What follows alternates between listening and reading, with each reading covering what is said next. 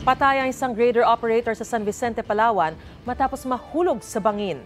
Sa Batac, Ilocos Norte, isang patay na sanggol ang natagpuang nakasilid sa eco bag.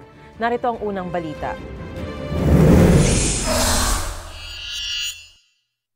Patay na ang isang bagong silang na sanggol nang matagpuan sa harap ng isang bahay sa Batac, Ilocos Norte. Ayon sa may-ari ng bahay, natuklasan niya nakasilid sa eco bag ang sanggol matapos may maamoy na mabaho sa kanyang bakuran. Base sa eksaminasyon, nasa 9 na buwang gulang ang sanggol at naroon pa ang umbilical cord niya. Dinala sa simbahan ang sanggol para mabendisyonan bago inilibing sa sementeryo. Sinisilip ng pulisya mga CCTV sa lugar at records ng Rural Health Unit na mga nanganak sa lugar para matukoy ang mga magulang ng sanggol.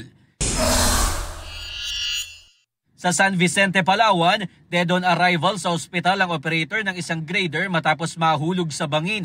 Kwento ng foreman ng Provincial Engineering Office, sumusunod sa grader operator na si Vicente Heredero ang isang dump truck. Sa pag-iwas niya sa dump truck, bumangga naman siya sa isang bato at doon na nahulog ang grader sa bangin. Ito ang unang balita, Jomer Apresto para sa GMA Integrated News. Mga kapuso, para una ka sa mga balita, mag-subscribe sa GMA Integrated News sa YouTube. Sa mga kapuso abroad, subaybayan niyo po kami sa GMA Pinoy TV at sa www.gmanews.tv.